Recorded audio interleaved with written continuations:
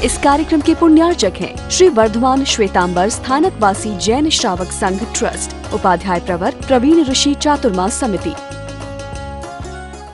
राजा भरत चक्रवर्ती एक जिज्ञासा लेकर के धर्म सभा में पहुंचा है। एक तमन्ना, एक जानने की जिज्ञासा कि क्या परमात्मा की धर्म सभा में ऐसा कोई व्यक्ति है जो आगे जाकर के परमात्मा जैसा तीर्थंकर बनेगा। कभी आपके मन में भी ऐसी जिज्ञासा आनी चाहिए कि धर्म सभा में बैठा हो कोई पट्टे पर आएगा क्या।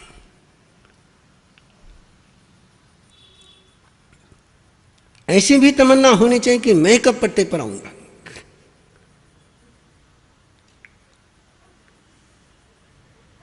और ऐसी तमन्नाएं जब जन्मती है तब बहुत कुछ अरमान अच्छे जन्मते हैं। तो भरत के मन में एक जिज्ञासा थी और परमात्मा से उन्होंने पूछा कि परमात्मा, कोई है इतनी विशाल विराट धर्म संघ आपका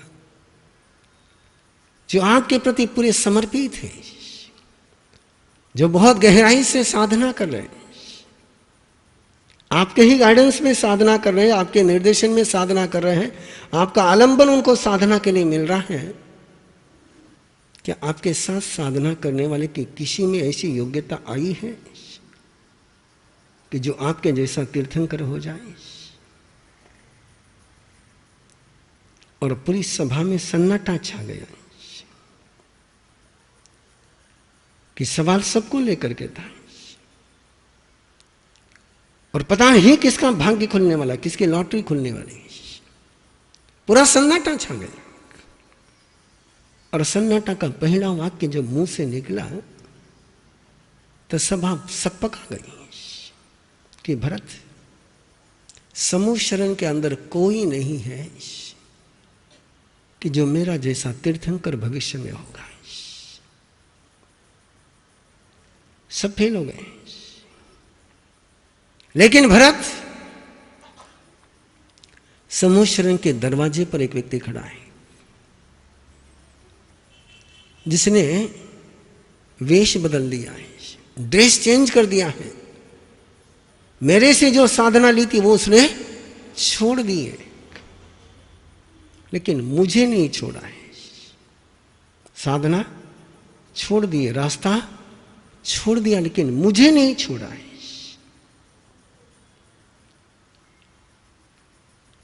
वो है मरीचि जो मेरे समान तीर्थंकर भी बनेगा, तेरे समान चक्रवर्ती भी बनेगा, और जो तू और मैं नहीं बने वो वासुदेव भी बनेगा। ऐसा वरदान मिल जाए, आप क्या करते हो? आपको जिंदगी में कभी ऐसी सफलता मिली या नहीं मिली? जिंदगी में कभी आप सक्सेस हुए या नहीं हुए? मैं आपसे पूछ रहा हूं, समूह शरण से नहीं पूछ रहा हूं। सफलता कभी मिली कि नहीं मिली? मिली। सफलता नहीं मिलती तो तुम यहां रहते ही नहीं। जब जब तुम्हें सफलता मिली है तब तब तुमने वंदना करी है क्या? सवाल उतना सा है। शिखर पर पहुंचने के बाद तुम्हारा झुकने का मन हुआ है क्या? जीतने के बाद तुम्हारा नमन करने का मन हुआ है क्या? जीतने के बाद किसी को धन्यवाद देने की इच्छा हुई है क्या? कि मन में एक ही तमन्ना जन्मी कि मैंने वो पाया है जो किसी ने नहीं पाया है,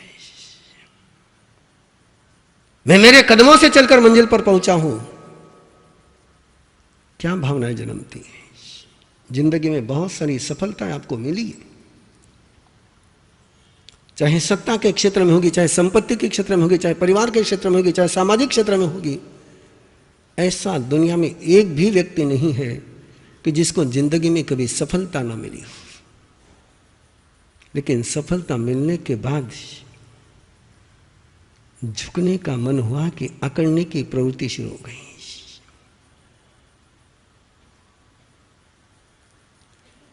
और जो झुकता नहीं है, उन पलों में जो झुकता नहीं है, अकड़ने के पलों में जो झुकते नहीं हैं, अकड़ने के पलों में जो झुकते नहीं हैं, उनके नीच गोत्र का बंध होता है।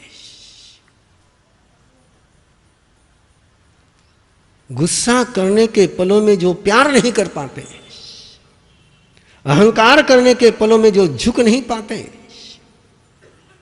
झुकना कब चाहिए? क्रोसिन कब लेनी चाहिए? एसी कब लगानी चाहिए? ठंडी के दिनों में। एसी कब लगाते हैं आप लोग? खाना कब खाते हो आप? पेट भरने के बाद। जिस समय अंदर में अहंकार का जन्म होता हो उस समय भी नहीं करने की जरूरत है। जिस समय अहंकार का जन्म नहीं होता है उस समय विनय करो। ओके, विनय किस समय करना चाहिए? जिस समय अहंकार जन्मता है।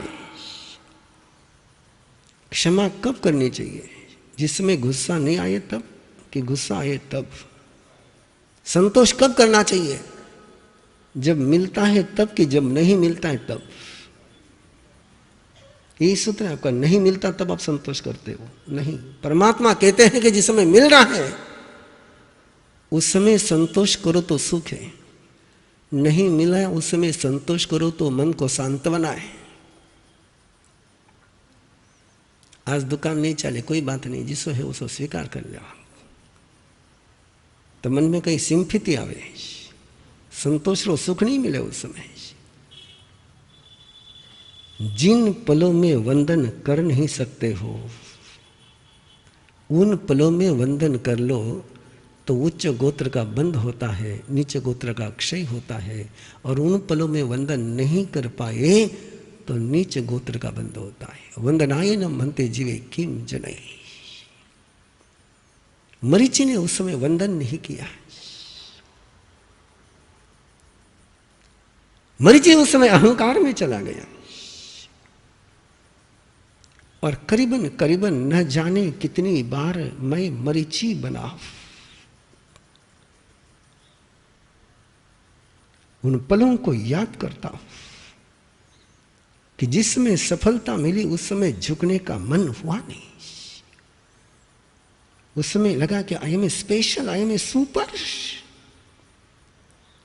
और उन पलों में जब सुपर की एहसास होता है तो भगवान महावीर की चेतना अगले 24 जन्मों में, कितने जन्मों में? 24 जन्मों में एक बार भी बड़े भाई के रूप में, बड़े बेटे के रूप में जन्म लेती ही नहीं है। चाहे वासुदेव बने तो भी छोटे भाई, विश्वामित्र बने तो भी छोटे भाई, वर्धमान बने तब भी छोटे भाई। जन्म से ही उनके रास्ते बड़े होने के बंद हो गए। जिस समय वंदन करना चाहिए था उस समय वंदन नहीं किया। और ऐसे वंदन करते चले गए। और आप कहते हैं मारा साहब मारा निज गोत्र क्षय हुई कि नहीं हुई? नहीं हुई। किस समय वंदन करना है? अहंकार के पलों में जो झुक जाते हैं उन्हीं का अहंकार समाप्त होकर के उच्च गोत्र का बंध होता है, नीच गोत्र का क्षय होता है। इसलिए जिन शासन के छोटे छोटे सूत्र हैं कि झुको पाने के पहले, झुको पाने के बाद, झुको पाने के पहले, झुको पाने के बाद।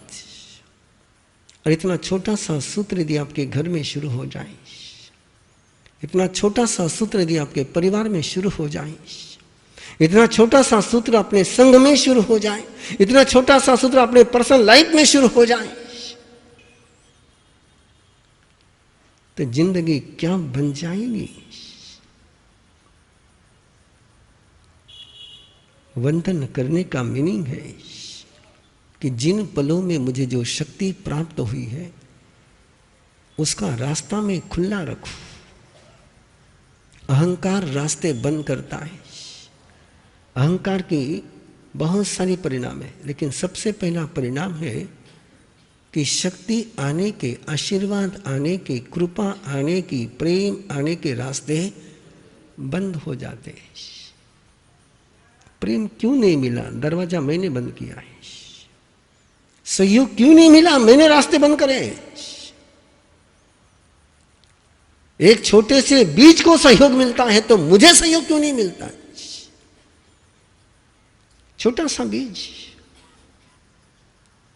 उसको सहयोग मिलता है पनपने के लिए, मुझे क्यों नहीं मिल सकता है?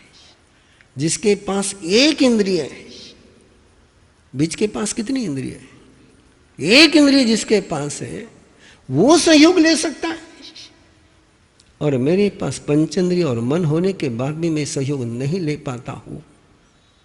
सहयोग मिलता नहीं कि सहयोग लेते नहीं है।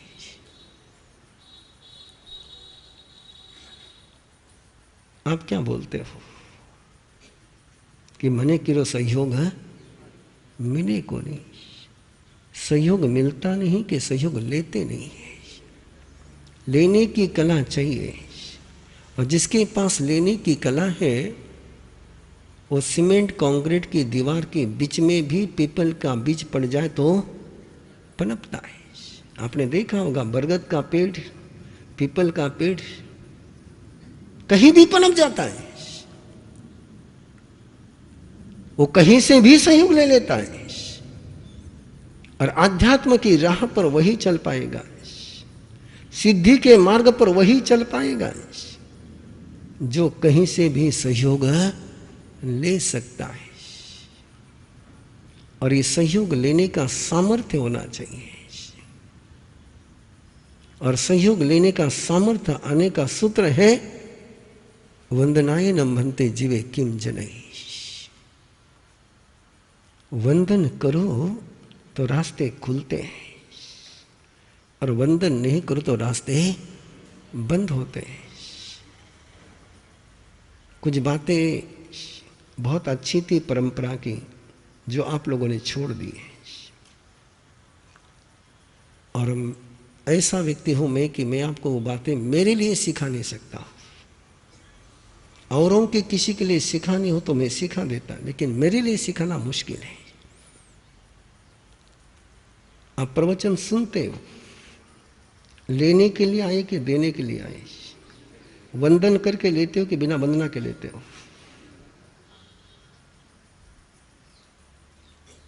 ये विधियां छूट गई, ये विधियां छूट गई, और मैं कुछ बोलता नहीं, जैसे आप होते वैसे मैं शुरू करता हूं। और इस कारण से अंदर में कंकर बीज बन नहीं पाता है, वो कंकर का कंकर ही रह जाता है। बीज वही बनेगा जो नम जाएगा, जो झुक जाएगा। इंद्रभूति गौतम परमात्मा के पास जाते हैं तो सवाल पूछने के पहले वंदन करते हैं, और सवाल का जवाब मिलने के बाद भी वंदन करते हैं। वंदनाय न भन्ते जीवे किम जनई। निय गौतम खवेई उच्च गौतम निबंधई। और कल्पना करो, आपको किसी से लेने के पहले आपने उसको रिस्पेक्ट दिया है, वो आपको मना कर पाएगा? और मिलने के बाद भी आपने उसको रिस्पेक्ट दिया है, अगली बार के लिए दरवाजे खुले रहेंगे नहीं रहेंगे? और लेने के पहले तो वंदन किया, और लेने के बाद मुंह फेर लिया, तो अगली बार दरवाजा खुला नहीं रहेगा। क्यों दरवाजे हम अपने हाथों से बंद करते हैं? और यदि भगवान महावीर का चरित्र उठा करके देखो तो आपको रेफरेंस पक्का मिलेगा। गौशालक कभी वंदना करके पूछता नहीं, कोई जिक्र नहीं कि गौशालक ने परमात्मा को वंदना कर करके सवाल पूछा। परमात्मा ने तो जैसा सवाल पूछा वैसा जवाब दे दिया। गौशालक ना सवाल पूछने के लिए पहले वंदन करता है, न जवाब मिलने के बाद वंदन करता है। इंद्रभूति गौतम वंदन करे बिना सवाल है पूछते नहीं, और सवाल का जवाब मिलने के बाद वंदन करे बिना रहते नहीं। वंदन, अरे वंदन की इतनी गरिमा। आपने तो बहुत बार व्याख्यान सुना हुआ है कि विनय धर्म का, और धर्म का मूल है कि जीवन का मूल है। आपने उसको केवल धर्म क्रिया का मूल समझ के रखा है। वो तो जीवन के विकास का मूल है, वो तो सिद्धि का मूल है, वो संपत्ति का मूल है। इसलिए कहा गया विनो संपत्ति अविनो विपत्ति। संपत्ति मिलती ही विनय वाले को, जो विनय ही नहीं उसको संपत्ति की जगह पर विपत्ति मिलती है। विपत्ति और संपत्ति के दो ही सूत्र जैन आगम के। झुक गया तो संपत्ति है और आकड़ गया तो विपत्ति है। कहीं वैश्विकालिक में गया नहीं कि तेरे दुर्भाग्य का उदय होगा इसलिए विपत्ति आई, या तेरे पुण्यवानी का उदय होगा इसलिए संपत्ति आई। नहीं, वो तो कहते तू झुक गया संपत्ति है, तूने झुकने से इनकार किया विपत्ति है। देख लो इस सम्यक तो पराक्रम के दर्पण में अपना जीवन देख लो, अपना परिवार देख लो कि हम कैसे चलते हैं। पहले तो सिस्टम थी, दरवाजे ही ऐसे रखते थे कि झुकना पड़ता था। अब तो दरवाजे सबके ऐसे हो गए कि कोई काम ही नहीं रहा झुकने का, झुकने का काम ही नहीं रहा है। पहले वो घर में बुहारी लगाने का झाड़ू आता था, उसको भी झुक करके लेना पड़ता था। अब उसको भी दांडा लगा दिया कि बिल्कुल खड़े खड़े झाड़ ले। जितने तुम्हारे झुकने के रास्ते थे सारे बंद हो गए। पता नहीं कैसी सिस्टम आप लोगों ने डेवलप कर ली है। दोनों रास्ते बंद कर लिया आपने, पांव उठाने का रास्ता भी बंद कर लिया, झुकने का रास्ता भी बंद कर लिया। पहले घर में देहरी हुआ करती थी, तो देहरी होती तो पांव क्या ना करना क्या पड़ता था, ऊपर उठाना पड़ता था। वो एक मैसेज था शरीर को, एक वो मैसेज था बॉडी को, एक मैसेज था एनर्जी को कि तुझे अब उठ करके चलना है, ऊपर उठना है तुझे। इस कार्यक्रम के पुण्यार्चक हैं श्री वर्धमान श्वेतांबर स्थानकवासी जैन श्रावक संघ ट्रस्ट, उपाध्याय प्रवर प्रवीण ऋषि चातुर्मास समिति, महावीर भवन इंदौर।